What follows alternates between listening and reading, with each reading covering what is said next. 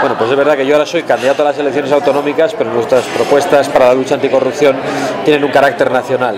No se puede combatir la corrupción desde las autonomías o se puede hacer de una manera muy deficiente.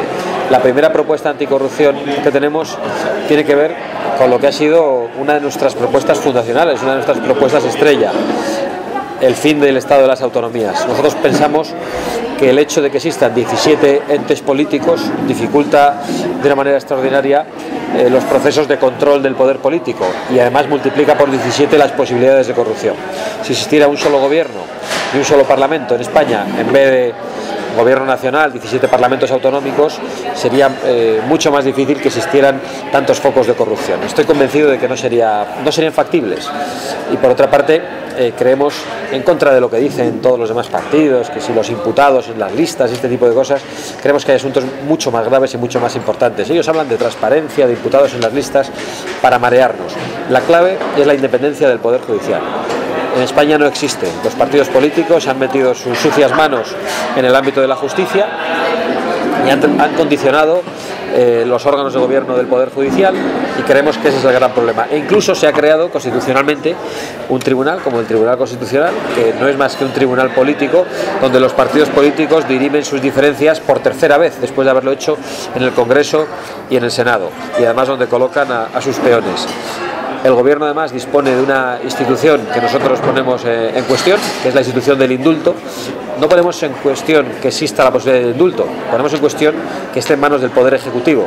Creemos que la posibilidad del indulto, siempre que tiempo después de una sentencia firme aparezcan nuevas pruebas, se pueda repetir el juicio, debería ser una posibilidad, pero no en manos del Poder Ejecutivo.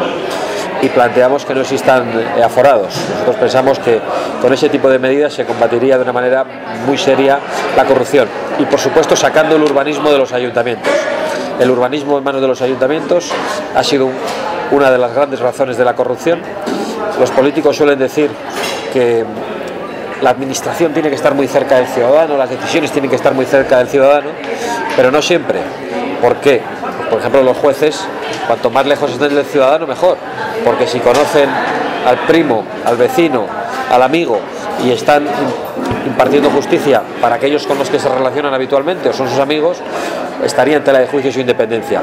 De alguna manera pasa lo mismo con los ayuntamientos. Tienen que tomar decisiones en materia de urbanística, en muchos casos beneficiando o perjudicando a personas a las que conocen muy directamente. Eso es una de las grandes razones de la corrupción en España, el urbanismo en manos de los ayuntamientos. Además de que ha sido una de las grandes razones porque los ayuntamientos han especulado con el suelo, de la carestía de la vivienda en España. A veces hablamos de los sueldos bajos, pero el problema no son tanto los sueldos bajos como la diferencia entre los sueldos y el acceso a la vivienda en España, y los precios de las viviendas.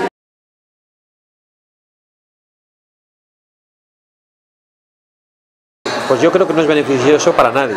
No lo es para el estudiante, porque al final dificulta el acceso a una formación superior de las personas con menos posibilidades, y no es beneficioso para el Estado a largo plazo. Sí, sirve para ahorrar, pero lo que teníamos que hacer es ahorrar en otras cosas, en el gasto político, no en la educación. Teníamos que ahorrar en esos 17 parlamentos que no nos sirven y que hacen legislaciones diferentes y convierten a España en ingobernable. Teníamos que ahorrar en el Senado, que traduce a españoles que ya se entienden. Teníamos que ahorrar en el Tribunal Constitucional, cuando ya tenemos un Tribunal Supremo formado por jueces. Hay muchos sitios donde poder recortar sin tener que tocar el músculo. Hay que quitar la grasa, no el músculo, que es la sanidad, que es la educación y que es la justicia. Por lo tanto, esta reforma no nos gusta.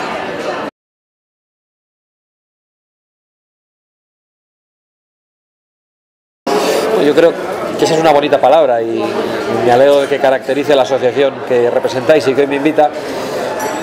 Y además me gusta aún más que la palabra solidaridad, que es precisamente lo que se ha puesto en tela de juicio en España en los últimos años. El Estado de las autonomías ha hecho que los españoles estemos de espaldas a otros españoles, que nos pensemos diferentes de nuestros compatriotas, de nuestros convecinos, que pensemos que somos especiales, que pensemos que tenemos necesidades diferentes, que tenemos historias distintas. Todo eso es una gran falacia. y todo eso ha hecho que los españoles seamos muy poco generosos con otros españoles, muy poco solidarios. Por lo tanto, ese es uno de los grandes valores que tenemos que recuperar. Es el valor que hace una patria. Una patria no puede existir sin generosidad, sin afecto, sin amor entre sus miembros. Igual que una familia no puede existir sin generosidad, sin afecto y sin amor entre sus miembros. Por lo tanto, ese es uno de los valores principales. Pero de una manera más general, los valores están en nuestra tradición, están en nuestra historia, están en los versos de Calderón de la Barca. La austeridad, el esfuerzo, el no tratar de ser más que nadie independientemente del origen que cada uno tenga. Esos son valores que han caracterizado a los españoles a lo largo de la historia. Se refería a Pedro Calderón de la Barca a los tercios de Flandes, pero eran los valores que habían caracterizado a nuestros bisabuelos, a nuestros abuelos, a nuestros padres, y yo creo que todavía caracterizan a una gran parte de la sociedad española. No creo que esos valores estén definitivamente perdidos, y además tampoco creo que necesariamente la historia sea un proceso de degeneración. Ha habido momentos difíciles en la historia de España donde también esos valores parecía que se sumaban.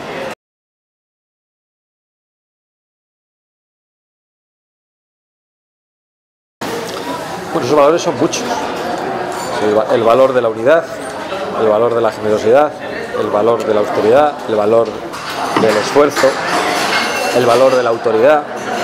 Realmente podríamos enumerar una gran cantidad de valores, ¿no? Probablemente sería mejor concretar sobre ellos, pero son todos valores positivos y que cohesionan a una sociedad, y además son los nuestros, no son otros, porque efectivamente, y ahora que vivimos en Europa un proceso preocupante ante el auge del islamismo por razones demográficas y también por razones que tienen que ver con la valentía y con el convencimiento de los que tienen esas convicciones religiosas frente a la cobardía y al poco convencimiento de quienes tienen nuestras propias convicciones.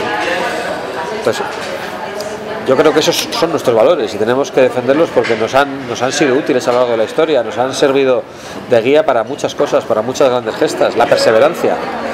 Nosotros hablamos mucho de la perseverancia en Vox porque hay quienes piensan que vamos a tirar la toalla por un mal resultado electoral. Si hubiesen tirado la toalla los españoles en el año 800, pues no estaríamos donde estamos. Y hubo un proceso de 7 siglos.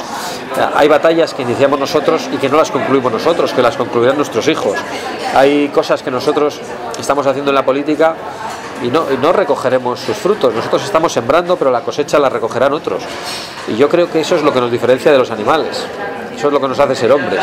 Y en nuestro caso es lo que nos hace ser españoles, porque eso nos ha caracterizado a lo largo de la historia.